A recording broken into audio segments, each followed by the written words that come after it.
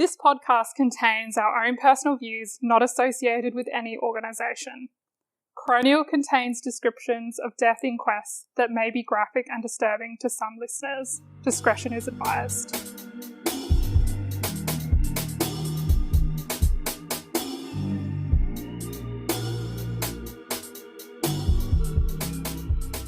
Hi everyone, and welcome back to today's episode of Coronial. Today we will be looking at the coroner's inquest into the death of William Bernard Brown, who passed away in 2014 after being struck by a branch which fell from an African mahogany tree at a golf course in Darwin in the Northern Territory. So this case is quite interesting as it's not the first inquest into a death that's happened in this manner, where a branch from an African mahogany tree has fallen on someone and caused a death. But the recommendation that came out of that first inquest was very narrow in scope in terms of who that recommendation applied to, which I think is similar to what we talked about or touched on a little bit in the Jesse Drabsch episode, where in that inquest it was recommended that, brochures and information about performance and image enhancing drugs would be disseminated but to Anytime Fitness gyms only, and not other gyms, and it wasn't, extended to other gyms. So similarly in this case, the recommendation in that prior inquest was very narrow in terms of who it applied to, which seems to be a theme that we're seeing a little bit in these coroner's cases. And it kind of puts into the back of your mind, like in this particular case, if the recommendation in that prior inquest was a little bit broader. I agree. Certainly with Jesse's case, I think that there should have been recommendations around all gyms, and hopefully other gyms have picked up on this stuff, but who's to know? Well, that's exactly right. And yeah, again, with this case, it's like if that recommendation, that prior inquest was broader, could this death have been prevented? Obviously, like all the coroner's cases that we've read through, there's always a series of events that have to happen, or a series of things that have to have happened to, and gone wrong for the death to actually occur. So obviously that might have not been the case here, but you also find if there's sort of a chink or one of those events doesn't happen, or one of those acts or omissions doesn't happen in these cases, then often the death won't occur. So I think, having cheated and already read this one as well, thanks for the heads up. Yeah.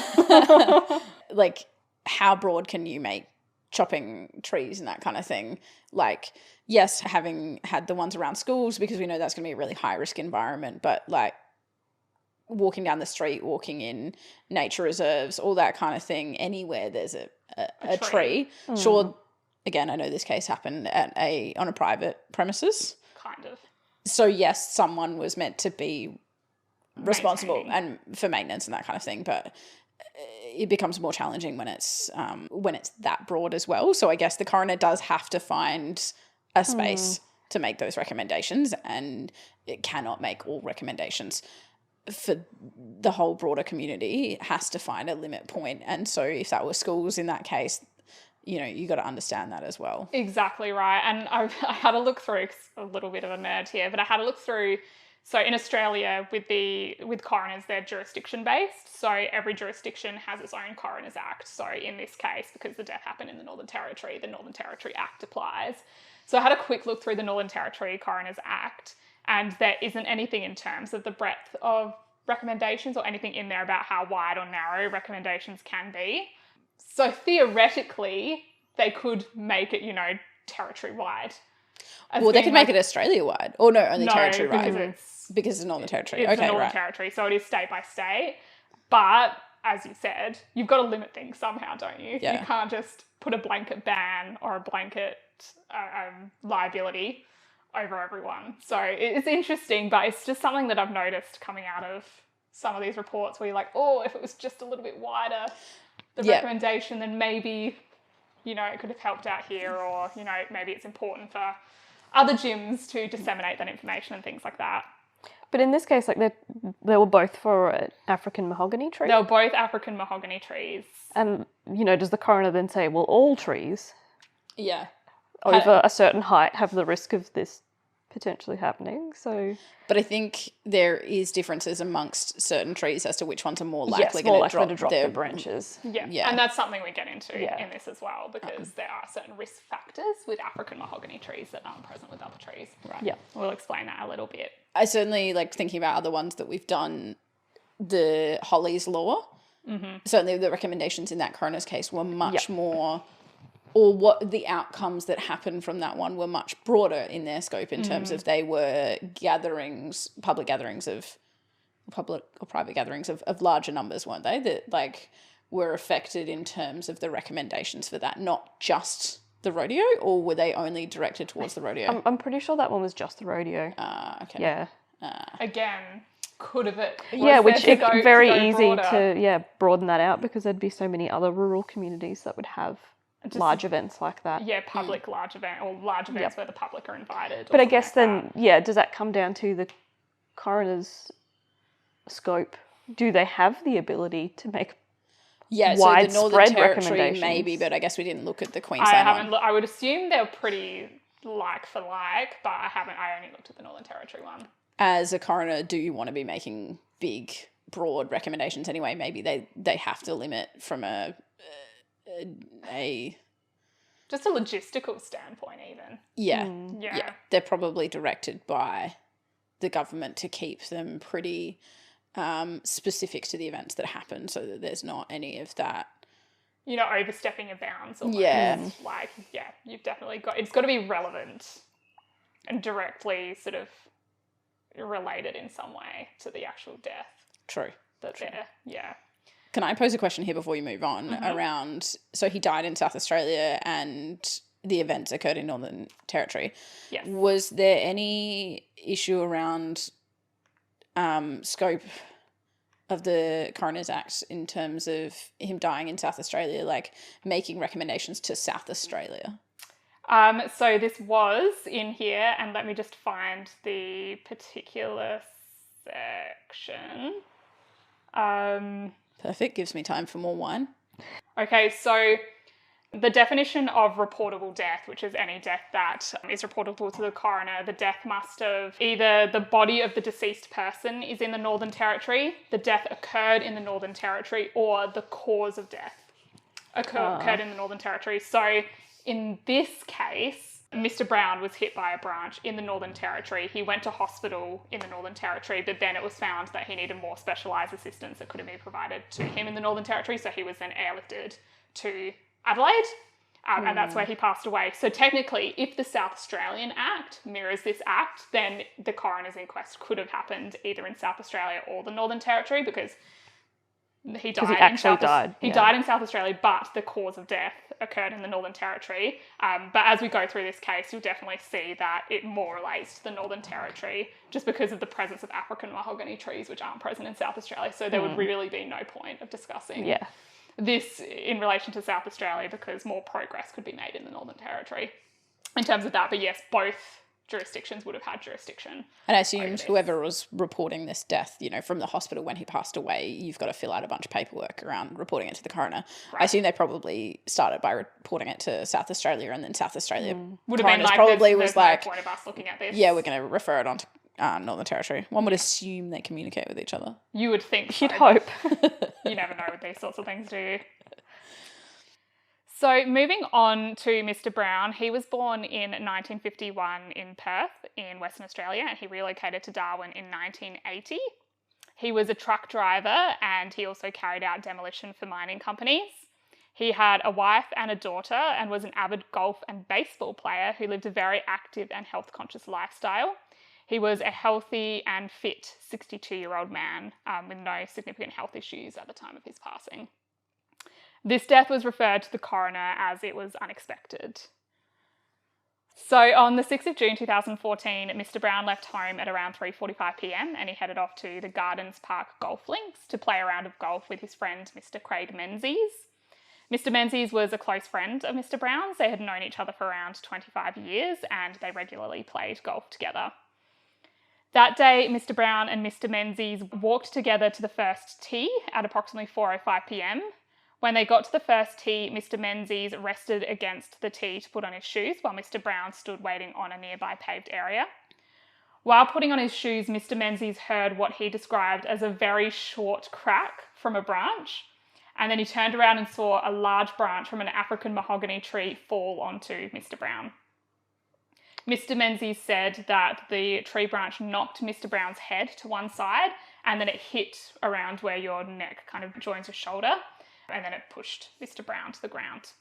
Mr. Menzies rushed over to Mr. Brown along with other bystanders that were there on the golf course, and they observed that Mr. Brown was still conscious and he had a big graze to the side of his head. At that point, no one attempted to move Mr. Brown, and a call was made to 000. While waiting for the ambulance, Mr. Brown said that he had no feeling in his hands and feet and was having trouble breathing. That doesn't sound like a good sign. No. But he is conscious, so True. that's, I guess, would have been a bit hopeful, I'm sure.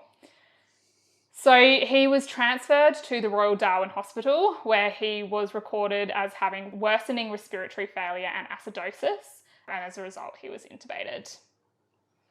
A CT scan revealed a scalp hematoma and several fractures, including to the C3 and C4 and T5, 6 and 7 vertebrae.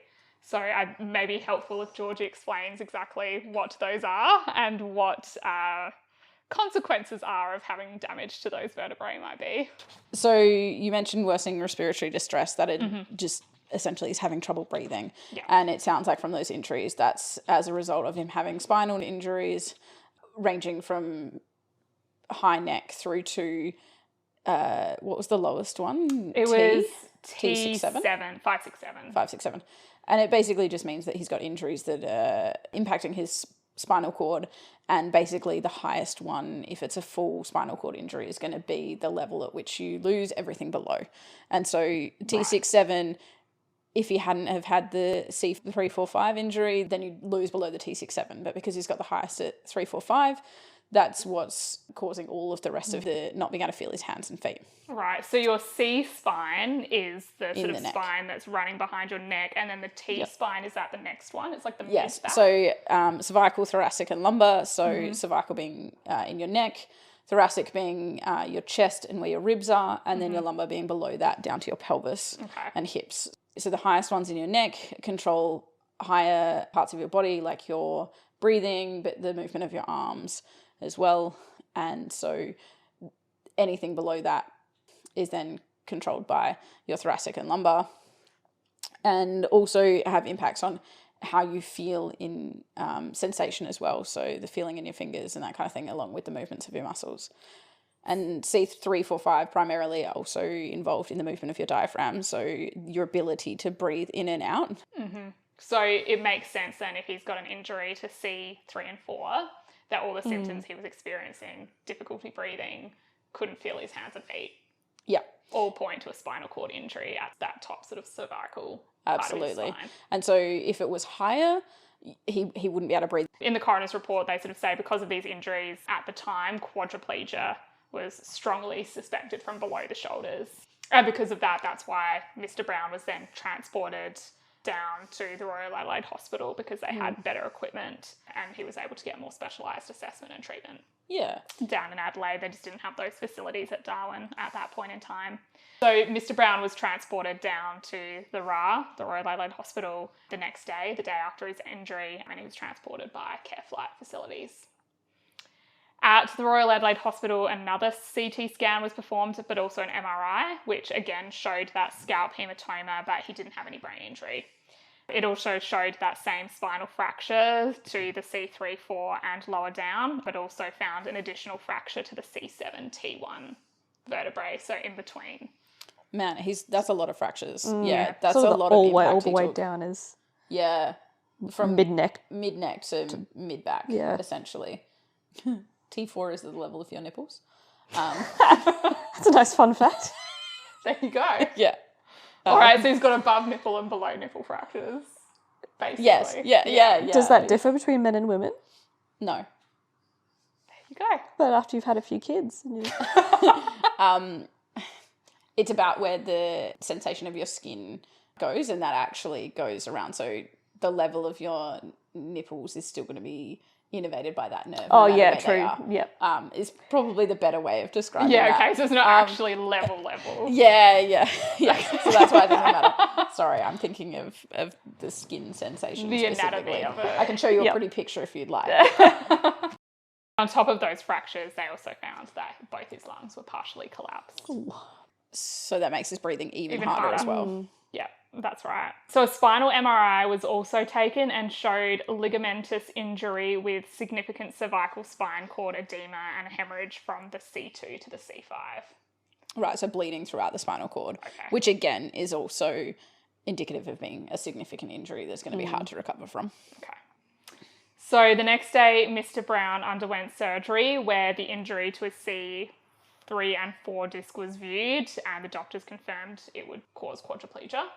It was determined that his prospects of rehabilitation were unfavourable and that he would require long-term respiratory support, including a tracheostomy. With all of this in view, and obviously Mr. Brown and his family spoke heavily with his medical team, and it was his wish that he did not want to continue with the medical intervention that he was receiving. So it was determined by his medical team that Mr. Brown was of sound mind when he made that call, and also due to the low chances of any form of recovery from his state at that time, Mr. Brown was palliated and extubated at 2:45 p.m. on the 12th of June 2014, which is about 6 days after his injuries. He was pronounced dead at 4 p.m. that same day. The cause of death was listed as a cervical spinal injury. So I thought it might be a little bit helpful to give some background about African mahogany trees in Darwin. So this particular tree was introduced to the Northern Territory sometime in the late 1950s or early 60s. But in 1974, a Category 5 cyclone, Cyclone Tracy, came along and hit Darwin and pretty much flattened the entire city. So the city had to be rebuilt from scratch, which included needing to plant new vegetation. So after Cyclone Tracy, it was decided that a number of African mahogany trees would be planted. This particular species was chosen because it grows very quickly and provides a good amount of shade, both of which are important for rebuilding a city that's got a hot tropical climate where trees are needed for shade to sort of cool down footpaths and roadways and things like that. As the name suggests, African mahogany trees are native to West Africa and therefore they're dry climate trees, although they do grow really well in the tropics. However, because they're not endemic to monsoonal climates, this means that the trees grow a lot faster in tropical climates, and growth tends to be sort of more widespread than it would be if it was growing in its native dry climate. Yeah, makes sense. So its branches are going to be bigger. Its branches are going to be bigger, it And grows longer. faster, Because spreads it's got out water more. supply, right? Correct. Essentially. Okay. That's correct. So obviously this is attractive to a city that's rebuilding. You want vegetation to grow quickly and nice and shady and things like that. Fair. But also this means that a lot of the African mahogany trees around Darwin are 40, 50 years old at this point, because the majority of them were planted 74, 75 after the cyclone. So they are also quite old. Yeah. And this includes the tree that was involved in the death of Mr. Brown. So although it's got these benefits, there are obviously associated risks, particularly when grown in those monsoonal climates. They're canopies, so the leaves become very dense because of the rain. So the trees can become very top heavy, which in theory puts the branches at more risk of breaking. Yeah, I don't think anyone wants a top-heavy tree. No, I don't think it's ideal. And also the tree itself has a very shallow root system, which is fine again in a dry climate, but in a tropical climate during the wet season where there's a lot of rain, the soil becomes really saturated and loose. And then with winds, the tree's really prone to just completely falling over because they've got no anchor to hold them down at that point. Of course, these risks can be mitigated somewhat with maintenance, but that's not always the case. So as we mentioned before, this was not the first inquest into a death as a result of a falling branch from a mahogany tree in the Northern Territory. So this particular inquest, the death happened in 2014, but the inquest was in 2016. But in 2008, there was another inquest carried out by the same coroner into the death of a young boy, Aidan Bott, who was struck by a falling branch of an African mahogany tree while he was sitting in his schoolyard in Darwin. So one of the recommendations made by the coroner following that inquest was that these trees should be inspected and maintained at least once every 6 months by a qualified arborist. But it should be noted that as the death in the prior inquest occurred in a schoolyard, that recommendation was limited to inspection and maintenance of trees that were in schoolyards. Yep. And didn't extend any further. How frustrating would it have been to be the coroner working on the same concept of a case?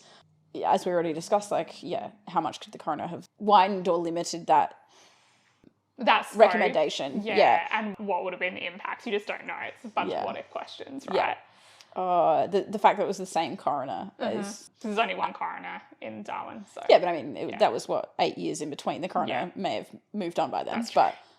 No, it was the same person. Yeah, wow. That would have been so frustrating for them. So the Gardens Parks Golf Links is a golf course that's located on the fringe of the Darwin CBD on land that's owned by the City of Darwin, which is the local government entity that owns and operates significant infrastructure in the Darwin City area. But the entire property which the golf course is situated is leased to Perry Park Proprietary Limited, which operates the golf course and trades as Garden Parks Golf Links, and had done so for the 30 years prior to Mr. Brown's death, so it was an ongoing arrangement. As the landlord, the City of Darwin would conduct annual inspections of the property, but the main focus of those inspections was on the buildings and the conditions of the greens. It did not carry out quarterly inspection schedules of the trees. It generally carried out quarterly inspection schedules on all the other properties that it owned, but not the Gardens Park Golf Links because it had that lease agreement. But it became clear throughout the inquest that there had been a dispute between the City of Darwin and Perry Park about who was actually responsible for the maintenance of the trees, as contractually it was a little bit of a big grey area. The terms of the lease stated that Perry Park was responsible for the upkeep of the lawns and gardens, but there was nothing specifying or referring to the maintenance of trees in the lease. Are you saying that it had been identified that they were going to become a risk? That there was a risk that they were going to drop branches? And did this come out after the fact? Is it only the inquest that... No, so they knew that there was sort of a gap in between who was maintaining the trees. It was a monetary point of view, like who's financially responsible. Especially if there's a really big tree that you need to have pruned or whatever. That's exactly going to cost a lot. Pruned with your hand shears. Yeah. The proper arborist is going to need to come along. That's with right. With their chainsaw. Yeah. Yeah, but because the contract didn't specify trees anywhere, it was like... They're both saying, well, no, you're responsible for it. It's your responsibility. So just never happened. Was, well, kind of. The maintenance that was performed by Perry Park was that the groundskeeper would go along and trim the lower branches there you of go. the larger trees when they needed trimming. But of course, they couldn't really do much. They couldn't remove the trees without council permission because no one can do that anywhere. So they were kind of stuck in a little bit of a hard place. I mean, they could have employed an arborist to come Yes, they cut could have. limbs. But they didn't want to financially be responsible for that Yeah. when it didn't say in the contract that they had to be. And they may have also needed to close the golf course while they did that. Yeah, so the functioning. Like if the tree is right next to one of the tee off. Yeah, it was next to the first tee. Yeah, they would need to close that. Still a hard argument to make when someone died. Oh yeah, for sure. Yeah, very much so. I'm playing devil's advocate here of but if they had identified there was a risk of safety, yeah, they should have done it. Argument be damned, you should think about that ethical responsibility to individuals that are along your course. For sure. So in March 2011, there was a complaint about the conditions of the trees made to the City of Darwin, and an inspection was carried out by an arborist later that month. Following that inspection, direction was given by the council to Perry Park that 2 mahogany trees were to be removed and that 1 was to be pruned as a matter of urgency because they posed a safety risk. So work was done to remove the 2 trees that were required to be removed, but there was no evidence tendered to the coroner showing proof that the tree that needed to be pruned was pruned. Again, that financial responsibility seems to have propped up of who has to pay for the pruning. Who paid for the removal? I think it was the City of Darwin. Right, okay. And was the pruning of the tree that was responsible? Yes. Right. Burke okay. is Law, the tree that was supposed to be pruned, that wasn't pruned, was the one that caused Mr. Brown's death. But that was 2011. He died in 2014. That's correct. And these trees grow really quickly in I don't think they monsoonal grow climates. so quickly once they're adult trees. Okay. And by I was this just thinking, time- like, maybe it was pruned in 2011. Like, maybe it did actually happen. But the next 3 years meant there was enough growth again for it to again be a safety issue. Yeah, and there was another set of maintenance that was done in March 2014, which was done by contractors for a qualified arborist, Mr. Gregg. Mr. Gregg, prior to doing this work, he went out and inspected all the trees on the property. And in relation to that tree in question, he noted that deadwood was prolific throughout the canopy on almost every limb, including large dead branches, and therefore it was a very high priority for these dead branches to be removed. And in his opinion, it was dangerous to be walking underneath that tree. So in a quote provided by Mr. Gregg, the estimated time spent to maintain the tree was about 5 to 6 hours of work for that one tree. We're just looking at this particular African mahogany tree. So on the 21st of March 2014, so that's about 3-4 months before Mr. Brown passed away, 3 men who were contracted by Mr. Gregg carried out the requested maintenance of the tree. They spent 5 hours removing the deadwood from the tree. Mr. Gregg then went out afterwards to inspect it, and he did consider that the tree required some further work. So these men obviously just stuck to the quoted amount of time, but he thought that there was further work that needed to be done to make the tree less dangerous. However, for whatever reason, he didn't convey this opinion of his to the owner of Perry Park. Oh, that's So there was sad. no further work that was done to that tree. It's also important to note Mr. Gregg at that time didn't observe anything unusual about the tree at that time. I think he just saw there was still some deadwood around the place and things like that. He definitely didn't notice whether there was any decay to any of the branches or anything like that. So the branch in question, the one that caused Mr. Brown's death, was inspected after the fact by multiple experts, all of which provided different opinions to the type and level of decay of the branch in question and whether that would have been easily recognisable or not to a qualified arborist. So there was no consensus between the different experts. One said it would have easily been recognisable, another said it wouldn't. So the coroner didn't sort of make any findings or put any weight on that because... That's a very interesting specialty. Yeah. And look. Is this branch decayed or not? And can you tell from when it was attached to the tree? Yeah, exactly right. But now it's, obviously not attached to the tree anymore. So what could have you told at the point in time that it was attached to the tree? And how long between it falling off the tree and then There was a looking at it? while. There was a few months. It's very hard to make an opinion on that, which is why the opinions vary limited. so much, and the coroner couldn't place any weight on it. Were there any really obvious extremes, like someone being like, absolutely, you would have been able to tell, and then other people being like, There was absolutely, one no person way? that was absolutely, yes, you've been able to tell, and the rest of them sort of wavered a bit. So Okay. I guess it's hard to commit to that really strong opinion as well, and they're definitely like, how often would this come up for them to be involved in a coroner's? So exactly, look. well, the second time. It's true, second time in 8 years, fair point. And most of the people that he used on this Were used on the other. was used in the other coroner's inquest. Okay. Obviously, the circumstances were slightly different. I mean, yes, the cause of death was the same. There are other issues at play At the other in one. that other coroner's report Okay. or the other coroner's inquest. We might have to link both because we've kind of talked about that one. And Yeah, I right. will go into the other one a little bit more as well. Interesting. Okay, cool. So the key issues considered by the coroner in this case were, first of all, the adequacy of the maintenance arrangements for this particular tree at the golf course. The second was the appropriateness of the work that was carried out on the 21st of March 2014. And then finally, whether the recommendations made by the coroner in the 2008 inquest into the death of Aidan Bott should be extended to cover City of Darwin. Is he reviewing himself and being like, yes, I should have done that differently then? Not so much I should have done that, he's more like, should I do that now? Okay, yeah. Right, okay. Yeah. Considering like, this is the second one, This should is I the now second be one, making should I extend broad? this and make it broader? And it was interesting because I did have a look through the Aidan Bott Yep. inquest as well, had a quick skim through that. And the City of Darwin provided witness evidence in that inquest and talked about its particular maintenance program, that quarterly maintenance schedule that it has on African mahoganies.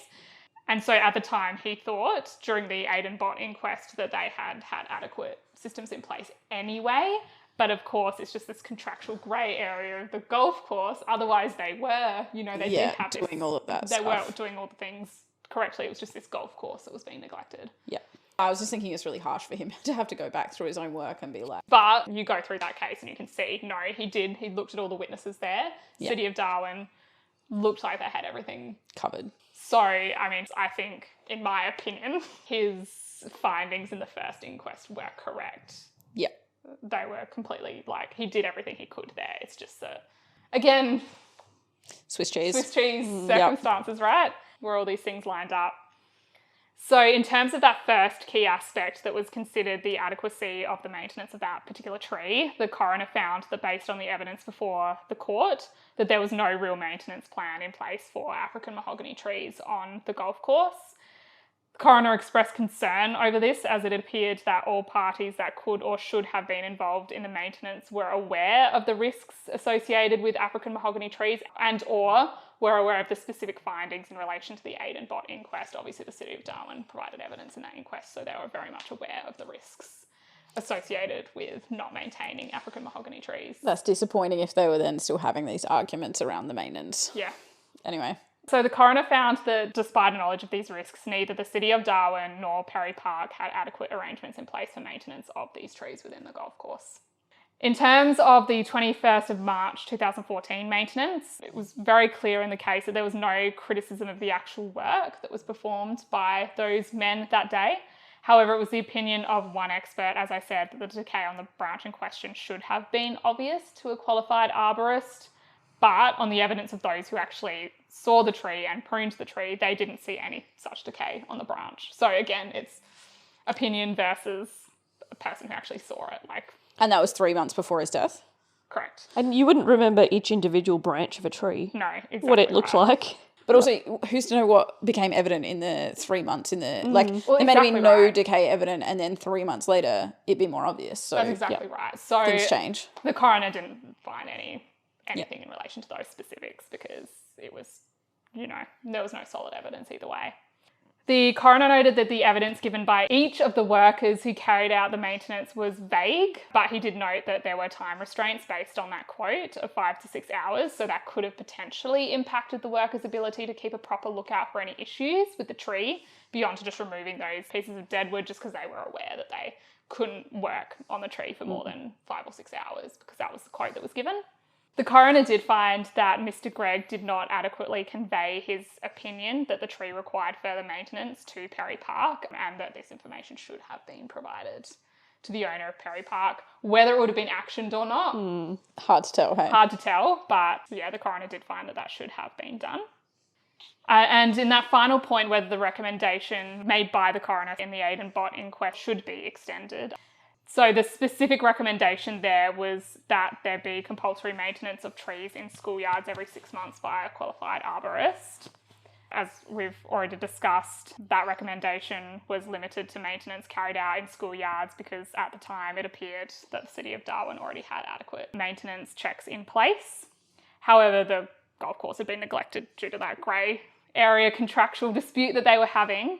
So the coroner did not make any findings as to who was responsible for the tree maintenance at that point. So he didn't sort of make any consideration as to the contractual dispute. Okay. He just sort of let that slide, but then made further recommendations. That they should that they should include ultimately... in the contract. Yeah. They should fix their contractual Exactly. argument so that then it's no longer an argument. Exactly right. So the coroner found that ultimately Mr. Brown's death was preventable had the mahogany tree in question been adequately maintained as per the recommendations made by the coroner in the Bott inquest. Seems fair. Yes, it does. So the ultimate recommendations that were made in this case were that the recommendation made in the Bott inquest should be extended to the City of Darwin, so that there must be a compulsory inspection of all trees on property owned by the City of Darwin at least every 6 months by a qualified arborist. And that the City of Darwin conduct an audit of all current leases and ensure inclusion within their terms for the compulsory maintenance of trees every 6 months by a qualified arborist, and a provision stating who bears responsibility for the cost of such inspections. he's really trying not to blurt anything at all there, right? He's like, I have said this once. Why was this a problem? Exactly. He's making it very clear. And he also made another recommendation that the City of Darwin should include those terms in all future contracts as well. So he was very Obviously. stepped everything out very clearly of you must do these maintenance inspections and you must be clear on who bears the cost for these maintenance inspections. Yeah. Both current, you have to, alter your current leases and also for all future leases, make sure that's highly specific in the contract. So yes, he didn't blur any lines in terms of his recommendations. Did he go as far as saying get rid of all African mahogany trees in Darwin? No, he did not. And surely that population would be too hard to control because then they'd be back to the 70s where they had no trees. Well, no? Just got a few final comments Ooh, that might excellent. address those outside of the coroner's inquest. So obviously this inquest happened in 2016, but following the inquest in 2018, Darwin was hit by a Category 2 cyclone, Cyclone Marcus, which I had the pleasure of being in Darwin for.